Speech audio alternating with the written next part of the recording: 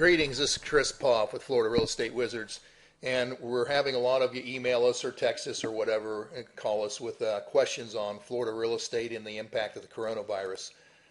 So many of you are saying, hey, how's things going in Florida? You know, my home there, is it, you know, what's going on? Should I put my home up for sale? Should we buy a home now? And how's it affecting the economy? Well, the short answer is it's severely impacting the economy. The challenge is we haven't seen the results and severity because the coronavirus is new and has not run its course. The coronavirus impact on Florida real estate is a little bit more complicated due to the different niches of Florida real estate. In general, the predictions range from, oh my God, this is going to cause a major depression or a recession, or it's going to slow things down and gradually, you know, we're going to have to return back to some semblance of normal. The September 11th, 2001 Trade Center attacks comes to mind. Things went dead for about 30 days after that. Then it was a slow return to some semblance of normal, although in some ways we're still impacted by it, as if you travel by air or whatever, you know about the increased security. So some of that will be a permanent change. There's a very good chance that the coronavirus pandemic may have the same type of impact. It will probably make governments much more responsive to potential outbreaks, and hopefully they will take more preventive steps. Let's address some of your specific questions on Florida real estate niches. A caveat: don't make any decision until you've done some research and had a conversation with us. In some cases, even though your research will tell you to go ahead with a specific direction or decision, your situation is quite possibly different and requires a novel approach. Here's an example. Although we have clients still interested in both buying and selling homes in Florida, it has been nearly impossible to move things along due to the stay-at-home orders and people's fear of going out for a meeting. So in many cases, we would advise you to wait a couple of weeks before you make a decision. We'll be further along with the statistics and whether we can see a light at the end of the pandemic tunnel. However, in some cases, we might have a buyer looking for a very specific home, and you happen to have that home ready to put up for sale.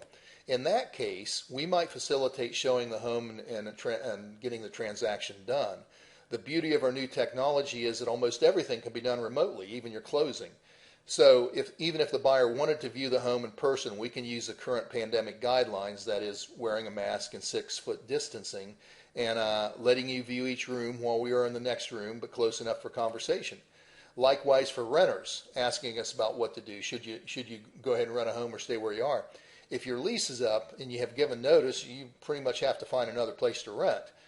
Would your current landlord possibly allow you to do a month-to-month situation until you find another rental? Well, yeah, but that'll probably cost you on an increase in your monthly rent. Management companies are still working, although all are following the social distancing rules. So we could either do a virtual showing or one where we open up the house for you. And you should be wearing protective masks, and we will as well. You can proceed to each room, and we'll stay one room away so we can answer any questions. When you find a home that you like and want to do an application, all this can be done remotely from the comfort and safety of your own home. These examples illustrate why it is in your best interest to do your research and then discuss your situation with us. There's no one-size-fits-all solution here. To further assist you, we have posted legitimate websites and articles on our page, and we'll continue to do that. We'll do that below this video, and hopefully those are helpful resource links. And we'll continue to update these as the coronavirus pandemic progresses. So far, your questions have fallen into the following categories. Should I list my home for sale right now? What if I can't make my rent, mortgage, utility payments? Should I buy a home right now? Should I rent a home now or stay where I am? Well, 1, 2, and 4 are best addressed on an individual basis with us, and 3 is the most pressing. So let's address that one now. There have been quite a bit of discussion on the news and on websites about different mortgage payment deferments, plans, things like that, due to the pandemic. And recently we had the Congress pass the bill, the Coronavirus Relief Bill. We have firsthand experience due to enduring the 2008 market crash and slow, painful recovery. So first and foremost, if you don't get anything else from this video, please embrace this point. While the banks, credit card companies, and other creditors may agree to work with you on deferring your mortgage, car, or other payment, do not think for 1 minute they're on your side. They're not your friend. Their job is to make money off of you. So understand that they may agree to a deferment or something, and there are national guidelines about the deferments, but still you have to talk to your lender or other creditor and ask about what can be done.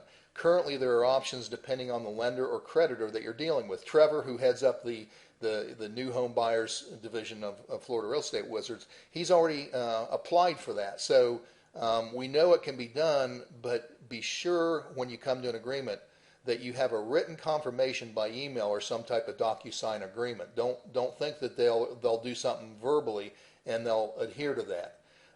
We don't want to bore you with their war stories, but let's just leave it that a creditor will lie to you to get more money out of you and still report to credit agencies, or worse yet, begin collection procedures. And all that, we've been through that before, so don't think that they won't try that kind of stuff.